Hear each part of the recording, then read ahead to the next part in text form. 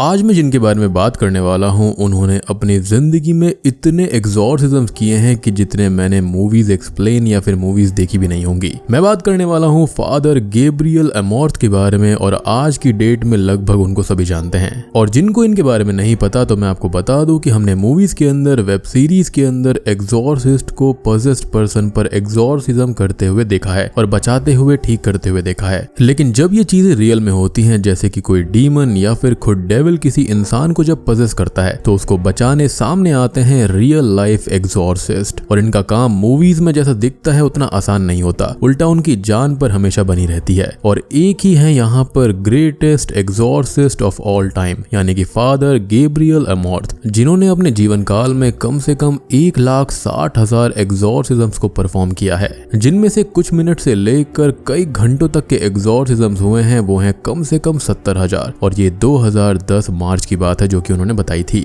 Unfortunately वो इस दुनिया में फिलहाल नहीं है, क्योंकि 16 सितंबर 2016 में उनकी मृत्यु हो गई थी रोम, इटली में। और उनकी उम्र उस वक्त 91 साल थी, यानी कि 91 ईयर्स। लेकिन उनका सामना हमेशा छोटे मोटे डीमन से नहीं हुआ है, बल्कि कई बार उनका सामना खुद डेविल हिमसेल्फ यानी कि लूसीफर से भी हुआ था। और आज मैं उनके ही ढेर सारे केसेस के बारे में बात करूंगा, जिसके अंदर 4 बहुत ही ज्यादा फेमस हैं। और इस वीडियो का और रियल स्टोरी का जो 5वां केस है वो बहुत ही भयानक और बहुत ही खतरनाक है।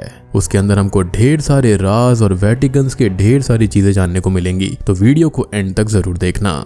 सबसे पहला केस है द एग्जॉर्सिज्म इन रोम। तो ये वक्त था 1990s के टाइम का, जब फादर गैब्रियल को रोम के अंदर एक लड़के की खबर मिलती है जहां पर वो पोजेशन में था। और अपने कुछ साथियों के साथ गैब्रियल उसे बचाने उसके पास चले जाते हैं। उस लड़के के सामने जाते ही उनको रियलाइज हो जाता है कि ये पोजेशन हल्का नहीं है और उन्होंने अपनी तैयारी भी पूरी रखी हुई थी। अब वो एग्जॉर्सिज्म की शुरुआत करते हैं, लेकिन उस लड़के के ऊपर कोई असर नहीं होता, उल्टा वो उनको ही मॉक करता है। और अब उसके अंदर की डीमन की पावर्स को देखकर गैब्रियल को समझ में आ जाता है कि उनको एग्जॉर्सिज्म बहुत अच्छे से करना पड़ेगा। अब वो अपनी प्रेयर्स और राइट्स तेज कर देते हैं और काफी देर हो जाने पर भी वो लड़का पजेस ही था, जिसकी सोल को अंदर से डीमन खाता जा रहा था, यानी कि उसकी लाइफ फोर्स कम होती जा रही थी। और रियल लाइफ एग्जॉर्सिज्म्स में ऐसा ही होता है, जहां पर एक पर्सन को पोजेशन से निकालने में बहुत वक्त लगता है, इवन मंथ्स और ईयर्स भी लग जाते हैं। Now coming back to the story, father धीरे धीरे उस डीमन पर कमांड पाते हैं और उसका नाम पूछते हैं। तो वो कोई डीमन नहीं था, बल्कि खुद डेविल लूसीफर था। और अब चीजें डेंजरस होने लगती हैं। वो रूम धीरे धीरे बहुत ही ठंडा होने लगता है और कुछ पैरानॉर्मल एक्टिविटीज वहां पर होने लगती हैं। वो लड़का अपना सर पूरी तरह पीछे कर लेता है और मरता इसलिए नहीं क्योंकि तब उसकी बॉडी में पोजेशन था। और पोजेशन में ऐसा ही होता है कि पोजेस करने वाला कभी भी पोजेस्ड को मरने नहीं देता, क्योंकि ऐसा होने से डीमन या फिर डेविल खुद उस बॉडी के अंदर ट्रैप हो सकता है और बाहर नहीं निकल सकता। अब फादर अपना एग्जॉर्सिज्म चालू रखते हैं, लेकिन इससे पहले कि वो डेविल के ऊपर कमांड ले पाते उससे पहले ही वो लड़का हवा में फ्लोट करने लगता है और कुछ देर तक उसी हालत में रहता है। लेकिन फाइनली एग्जॉर्सिज्म सक्सेसफुल हो जाता है और डेविल स्क्रीम और हाउल करके उस लड़के की बॉडी को छोड़ देता है। लेकिन उसके अंदर एक डर बैठ गया था और उसे पूरी तरह ठीक होने में कई साल लग गए। और इन सालों में फादर गैब्रियल उससे मिलते रहे ताकि अगर डेविल लौटे तो वो भी उसको हराने के लिए तैयार रहे। अगला केस आता है द लॉन्ग एग्जॉर्सिज्म का। तो अब हम बात करेंगे उस एग्जॉर्सिज्म की जिसने फादर गैब्रियल को सबसे ज्यादा परेशान किया। तो ये बात है 1980 से 1990s के बीच की। फादर गैब्रियल के पास में एक लड़की का केस आता है जो कि लगभग कई सालों से पोजेशन में थी। वो लड़की अपने पेरेंट्स के साथ एक छोटे से टाउन में रहा करती थी और वो पूरी फैमिली काफी रिलीजियस भी होती है। सडनली घर की बेटी का बिहेवियर चेंज होने लगता है और पहले तो उसने लगभग बात करना ही बंद कर दिया और फिर वो धीरे धीरे चिड़चिड़ी होने लगी और वक्त निकलते निकलते उसकी तबीयत भी खराब होने लगी थी। वो अपनी फैमिली मेंबर्स पर बिना बात गुस्सा करने लगी थी, जबकि वो बेचारे उसकी सेवा ही करते थे। और धीरे धीरे बात हद से आगे बढ़ गई। महीने बीतते गए और उसकी हालत अब इतनी ज्यादा खराब होने लगी थी कि उसके लिए फादर गैब्रियल अमॉर्थ को बुलाया जाता है।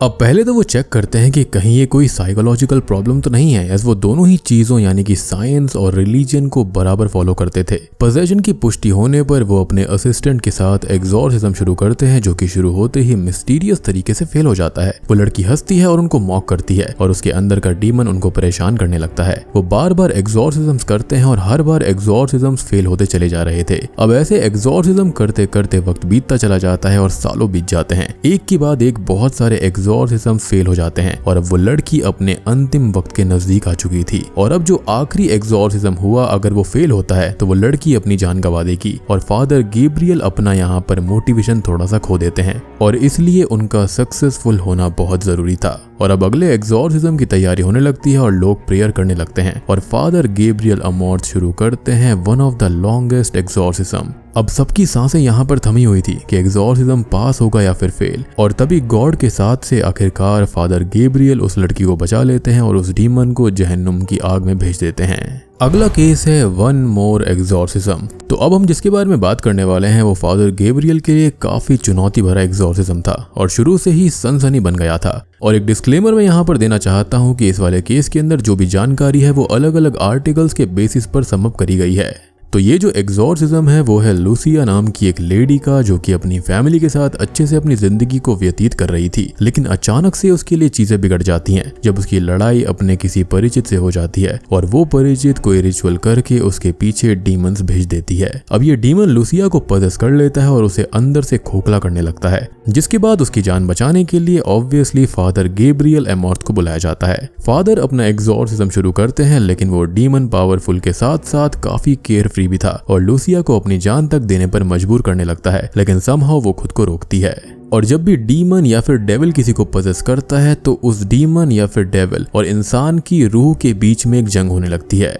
इसलिए कहते हैं कि हमें अंदर से साइकोलॉजिकली काफी स्ट्रांग रहना चाहिए। खैर अब वक्त बीतता जाता है, फादर गैब्रियल थोड़े अलग कामों में बिजी हो जाते हैं और जब उन्हें लूसिया की हालत के बारे में पता चलता है तो वो उसकी मदद करने वापस आते हैं और फिर से एग्जॉर्सिज्म को शुरू करते हैं। अब पहले तो लूसिया को कोई खास फर्क नहीं पड़ता और वो उन पर गुस्सा करती है, उनको बुरा भला बोलने लगती है। और जब एग्जॉर्सिज्म अपनी पकड़ बनाता है तो डीमन कमजोर पड़ने लगता है और वो उनको गालियां देता है, कर्ज करता है, धमकी देता है, लेकिन फादर अपने कदम पीछे नहीं लेते और प्रेयर्स को जारी रखते हैं। डीमन उन्हें तो तोड़ नहीं सकता था, तो वो आसपास के लोगों को हॉन्ट करके उनको तोड़ने का काम करने लग जाता है, लेकिन फादर गैब्रियल अमॉर्थ अपनी विल पावर और लूसिया की हिम्मत के साथ डीमन को डिफीट कर ही देते हैं और इस तरह से लूसिया की जान बच जाती है। अब चौथे केस का नाम है रोजा स्टोरी। 30 साल की इटालियन लेडी रोजा की जिंदगी बिखर जाती है जब पता चलता है कि वो पोजीशन में है और उसकी जान कमजोर पड़ती जा रही थी। रोजा अपने पेरेंट्स और बॉयफ्रेंड के साथ फादर गैब्रियल के पास में जाती है और वो एग्जॉर्सिज्म भी करते हैं, लेकिन सीधा सीधा एग्जॉर्सिज्म फेल हो जाता है। अब एक एक करके कुल मिलाकर 8 एग्जॉर्सिज्म फेल हो जाते हैं और रोजा हिम्मत भी हारने लगी थी। साथ ही साथ उसकी बॉडी के ऊपर अब नेगेटिव इफेक्ट्स आने लग जाते हैं। फादर गैब्रियल अपना आखिरी रिचुअल शुरू करते हैं, यानी कि आखिरी एग्जॉर्सिज्म शुरू करते हैं और अपने साथ 5 और प्रीस्ट को बुलाते हैं और अब रोजा का यहाँ पर 9th एग्जॉर्सिज्म शुरू होता है। शुरू होते ही वो लड़ने लगती है, खुद को छुड़ाने लगती है, जिसे काबू करना 6-7 लोगों को भी मुश्किल पड़ रहा था।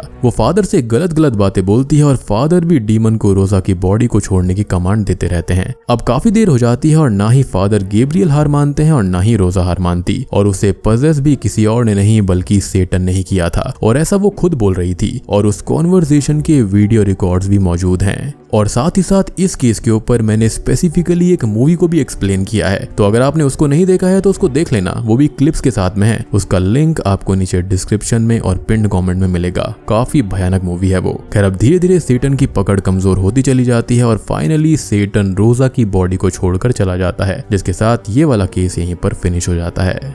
और अब हम आ जाते हैं आखिरी केस पर, 5वें केस पर, और इसी केस के ऊपर the recent movie the pops Exorcist movie है। बिल्कुल एग्जैक्टली यही कहानी है उस मूवी के अंदर भी, तो आपको देखने में और सुनने में काफी मजा आने वाला है। और साथ ही साथ आपको यहाँ पर वेटिकन्स के ढेर सारे राज भी सुनने को मिलेंगे, तो ध्यान से इस कहानी को सुनिएगा। तो कहानी शुरू होती है जून 1987 में, जहाँ पर हम देखते हैं फादर गैब्रियल अमॉर्थ को, जो कि इटली के एक छोटे से शहर में आए हुए थे, जहाँ पर एक लड़का पजेस होता है और उनको एग्जॉर्सिज्म करना था। वो अपना एग्जॉर्सिज्म शुरू करते हैं और एक होली रेलिक उस लड़के को दिखाते हैं, उसके सामने घुमाते हैं और फिर उसके अंदर के सेटन से बात करने लगते हैं। वो कहते हैं कि अगर वो सेटन ही है तो फादर का नाम बताए, और इस तरह से वो उसे उसकी पावर्स को प्रूव करने को भी कह रहे थे और वो लड़का उनका नाम नहीं बताता। अब यहाँ पर सेटन की पावर्स को प्रूव करवाने के लिए वो एक पिग भी लेकर आए थे और सेटन से वो उसको पजेस करने को कहते हैं, और जैसे ही वो उसे पजेस करता है वो उस पिग को खत्म कर देते हैं, जिसके साथ ही ये पोजेशन भी खत्म हो जाता है। खैर अब हम देखते देखते हैं एक फैमिली को जिसके अंदर है जूलिया, उसकी बेटी एमी और बेटा हेनरी। और ये लोग यूएस से स्पेन आए हैं क्योंकि जूलिया के हस्बैंड की फैमिली हेरिटेज के अंदर सैन सेबेस्टियन नाम की एक एबी यानी कि एक बिल्डिंग उसको मिली है और इसी को वो रेनोवेट करवा रही है। और उसके हस्बैंड 1 साल पहले ही गुजर चुके हैं जिस वजह से उसने अमेरिका भी छोड़ दिया। अब यहाँ पर उसे फादर थॉमस एस्क्यू बेल मिलते हैं जो कि उसको वेलकम करते हैं और उससे थोड़ी बहुत बात करते हैं। दोनों बच्चे यहाँ वहाँ घूमते हुए बिल्डिंग देखने लगते हैं जहाँ पर एमी को कुछ अजीब सी आवाजें आती हैं जिनको वो इग्नोर कर देती है और हेनरी को एक वॉल के पीछे वेटिकन सील दिखाई देती है जो कि अचानक से क्रैक होने लगती है और वो उसे देखकर वहां से चला जाता है।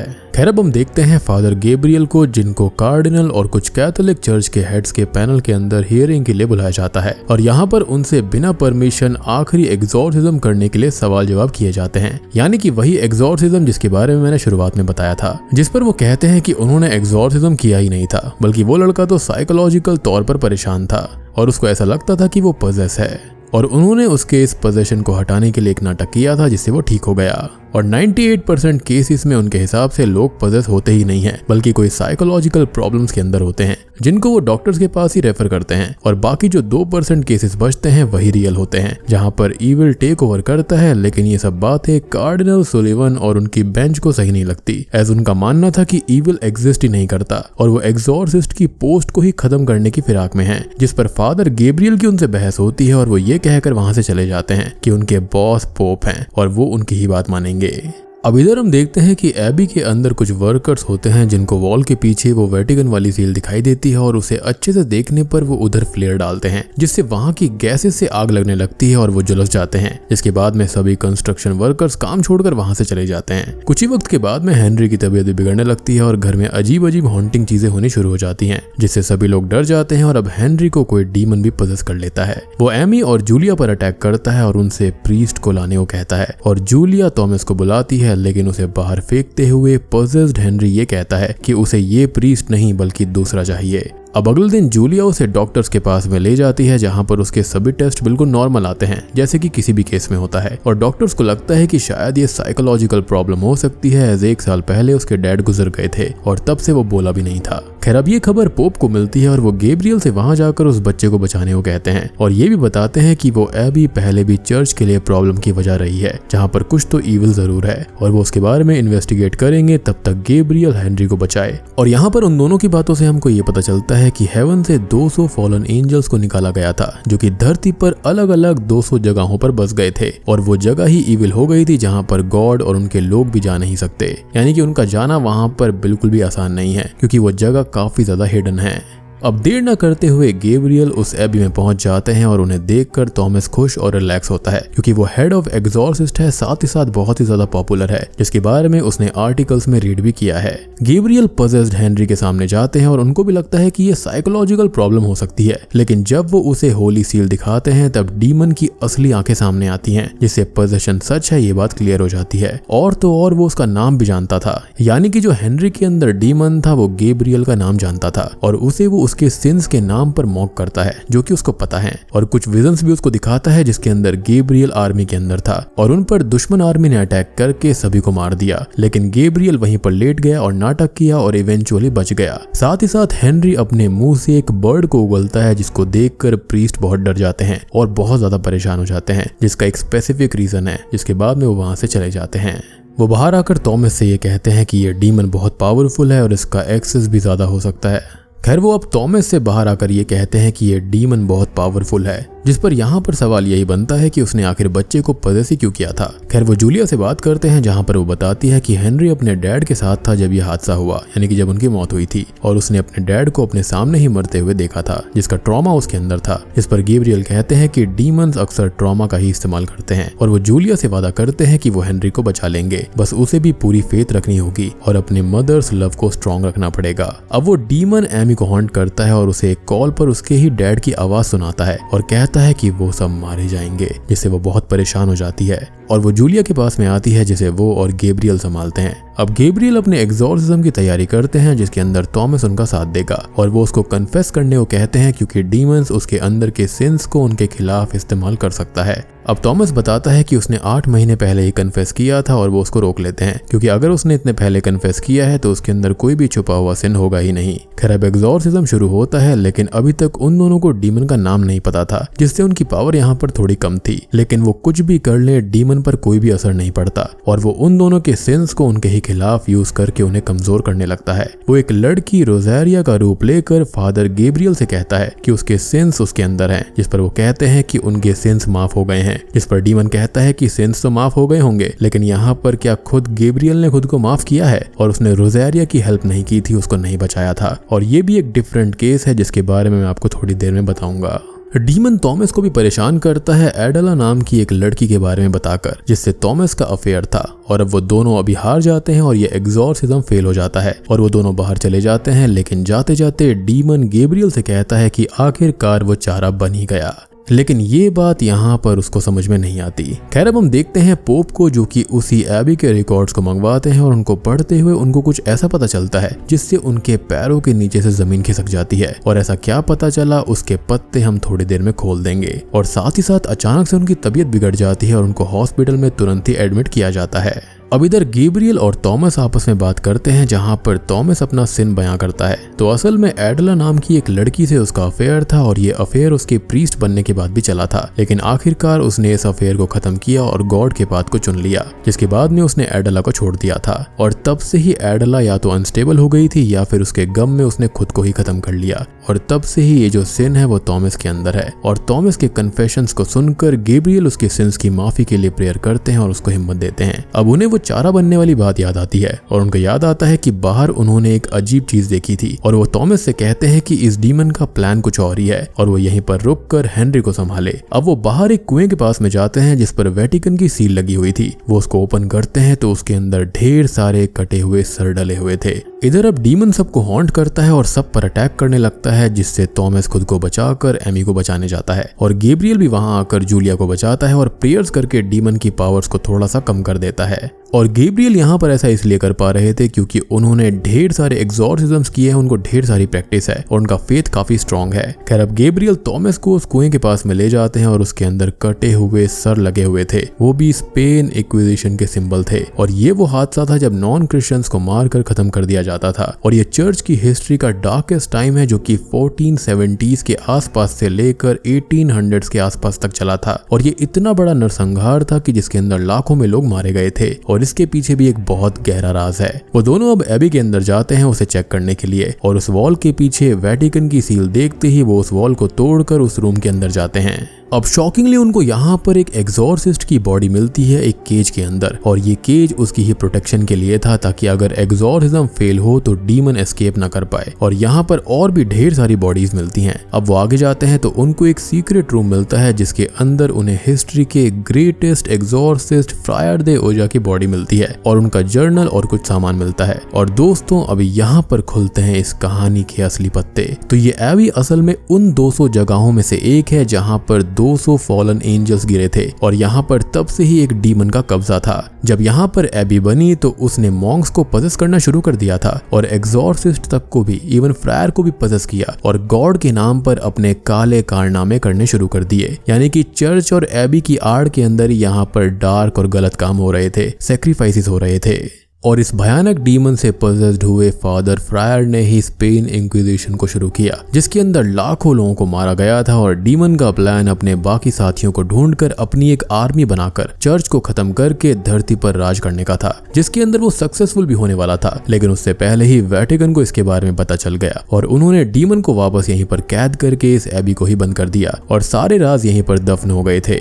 यानी कि फ्रायर के अंदर ही अब तक वो डीमन था, लेकिन कंस्ट्रक्शन वर्क से डीमन फिर से आजाद हो गया और जो सील थी वो टूट गई थी और अब फिर से अपने प्लान को अंजाम देने में ये डीमन लगा हुआ है और उसे अपने काम को अंजाम देने के लिए एक और एग्जॉर्सिस्ट की ही बॉडी चाहिए ताकि वो गॉड के नाम पर ही गलत काम करे। और इसलिए ही उसने गैब्रियल को यहाँ पर आने के लिए मजबूर किया और ऐसे ही वो यहाँ पर चारा बन गया था। इसलिए उसने कहा था कि वो प्रीस्ट यहाँ पर चारा बन चुका है। और यहाँ पर उन दोनों को इस डीमन का नाम भी पता चल जाता है जो कि है एस्मोडियस, और इसके बारे में मैंने आपको पहले भी काफी मूवीज के अंदर बताया है, जो कि किंग ऑफ हेल होता है। अब गैब्रियल थॉमस को अपना सिन बताता है ताकि अब डीमन उन दोनों को ही ना हरा पाए। तो असल में जब वो वॉर में था तो उसके सभी साथी मारे गए, लेकिन वो बच गया और उसको लगा कि ये गॉड का एक इशारा है और अपनी लाइफ उसने गॉड को समर्पित कर दी। और फिर वो बाद में एक एग्जॉर्सिस्ट बन गया था। और एक दिन उसके पास एक केस आया रोजारिया नाम की एक लड़की का, जो कि पोजेशन में थी, और वो उसके पास में जाते हैं। वो उनको मॉक करती है और कहती है कि डीमन ने उसे असॉल्ट किया और एक बर्ड खा जाती है, और इसी बर्ड को हेनरी ने उगला था, इसलिए गैब्रियल काफी परेशान और डर गए थे। अब उनको तब ये लगा कि रोजारिया मेंटली अनस्टेबल है, तो उन्होंने एग्जॉर्सिज्म ना करते हुए उसको मेडिकल फैसिलिटी में सौंप दिया था, जहां पर उसकी हालत और खराब होती चली गई और बाद में उसने खुद को ही खत्म कर लिया था, जिससे गैब्रियल को यकीन हो गया कि वो लड़की पोजेशन में थी और उनके सामने ही उसने खुद को खत्म कर लिया था। और इसी चीज का गिल्ट उनके अंदर था, जिसके लिए वो खुद को माफ नहीं कर पाए। अब इधर डीमन जूलिया और एमी पर अटैक करता है, जिन्हें बचाने वो दोनों ऊपर आते हैं और एग्जॉर्सिज्म की शुरुआत होती है। लेकिन डीमन एस्मोडियस बहुत ज्यादा पावरफुल होता है और गैब्रियल को रोजारिया के रूप में परेशान करके कमजोर करने लगता है। वहीं पर थॉमस को एडला के रूप में परेशान करके कमजोर करता है। वो एमी को भी पजेस कर लेता है और उसके हाथों जूलिया को मरवाने लगता है और थॉमस को भी हैंग करके मारने लगता है। और ये देखकर सब ठीक करने के लिए आखिरकार गैब्रियल उसे खुद को ही सौंप देते हैं और अब हेनरी और एमी का पोजेशन खत्म हो जाता है और थॉमस भी बच जाता है। अब थॉमस जूलिया और दोनों बच्चों को बाहर छोड़कर आता है और ये कहता है कि वो लोग यहाँ से दूर चले जाएं। और इधर गैब्रियल पर डीमन पूरा कंट्रोल करने लगता है और गैब्रियल खुद को खत्म करने की लाख कोशिश करता है, लेकिन डीमन उनको मरने नहीं देता। ऑब्वियस सी बात है कि डीमन के लिए इतनी प्रेशियस बॉडी है तो वो उसको कैसे मरने देगा। खैर अब वो उस चेम्बर में जाते हैं जहां पर फ्रायर की लाश थी और वो डीमन से लड़ने की पूरी कोशिश करते हैं, लेकिन अब उनको मदर मैरी के रूप में रोजारिया ऑन्ट करती है और उनको कमजोर करने लगती है। खैर अब वो फ्रायर की जगह पर बैठ जाते हैं और डीमन लगभग उनकी बॉडी को पूरी तरह से अपने कब्जे में ले चुका था। तभी वहां पर थॉमस आता है और उनके लिए प्रेयर्स करता है, लेकिन डीमन एडला के रूप में उससे लड़ने लगता है और रोजारिया के रूप में गैब्रियल से लड़ता है। और ये सारी चीजें उनके माइंड वगैरह में चल रही थी, ऐसा रियल में नहीं हो रहा था। कहानी सुनने में ऐसी लगती है कि जैसे ये सामने सब कुछ हो रहा है, लेकिन ये सारी चीजें माइंड में होती हैं। और एग्जॉर्सिस्ट सीरीज जो मैंने एक्सप्लेन करी थी उसके 2 सीजन्स थे, उसके अंदर भी यही होता था। डीमन जो होता है वो किसी इंसान के माइंड से ही लड़ता है और जो मानसिक रूप से कमजोर होते हैं वो उनको पूरी तरह से अपने कब्जे में ले लेते हैं। लेकिन अब वो दोनों एक साथ प्रेयर्स करते हैं और अपने सामने वाले डीमन के रूप को खत्म करके उसे हेल में फेंक देते हैं और वो हमेशा के लिए खत्म हो जाता है, यानी कि एस्मोडियस को वापस भेज दिया गया था। खैर मूवी के एंडिंग सीन में ये दोनों ही प्रीस्ट सब कुछ ठीक होने के बाद पोप से मिलने जाते हैं, जो कि फिलहाल ठीक थे। और यहाँ पर उन्हें कार्डिनल सुलिवन के बारे में पता चलता है कि उनको कुछ पैरानॉर्मल एक्टिविटी फील हुई है और डर कर उन्होंने काम छोड़ दिया है, जिसके बाद उनकी जगह पर नए कार्डिनल को अपॉइंट किया गया है, जो कि कोई और नहीं बल्कि गैब्रियल के ही खास दोस्त लमुम्बा हैं, जिससे वो काफी खुश होता है। वो उसको बताते हैं कि वेटिकन ने उस एबी को अपने अंडर में ले लिया है और जूलिया की फैमिली को भी सेफली घर पहुंचा दिया गया है। और फ्रायर की जर्नल से उन्हें बाकी के बचे हुए 199 डीमंस और उनके ठिकानों के बारे में पता चल सकता है और उन्हें खत्म करने का काम गैब्रियल को ही करना चाहिए। और इसी के बेसिस पर उन्होंने इतने सारे एग्जॉर्सिज्म्स किए हैं, जिसके लिए वो एग्री भी करते हैं और ये कहते हैं कि इसके अंदर उसका साथ फादर थॉमस ही देंगे। मीन्स अब वो दोनों एज अ टीम ही डीमंस के खिलाफ लड़ने वाले हैं, जो कि बहुत ही भयानक होंगे। और बूम, इसी के साथ में ये सारी स्टोरीज यहीं पर खत्म हो जाती हैं। तो दोस्तों ये थी हाल ही में रिलीज हुई मूवी द पोप्स एग्जॉर्सिस्ट के फादर गैब्रियल अमॉर्थ के रियल केसेस की कहानियां। उम्मीद करता हूं कि आपको जरूर पसंद आई होगी। इनफैक्ट यहाँ पर एबी यानी कि चर्च के और वेटिकन के ढेर सारे ऐसे राज हैं जो कि इससे भी इंटरेस्टिंग हैं। अगर आप चाहते हैं मैं उनको एक्सप्लेन करूं तो वो ही बताना, वो वीडियो बहुत ही इंटरेस्टिंग होगी। अगर आप चाहते हैं कि ऐसा होना चाहिए तो कमेंट में लिखना कि वेटिकन के ऊपर वीडियो आनी चाहिए। वहां पर इतने सारे डार्क सीक्रेट छुपे हुए हैं जिसको सुनकर आपके होश उड़ जाएंगे। तो वीडियो पसंद आई हो तो लाइक कर देना, चैनल के ऊपर नए हैं तो सब्सक्राइब कर लीजिए। तो मैं आप सबको मिलता हूँ अगली वीडियो के साथ में, तब तक के लिए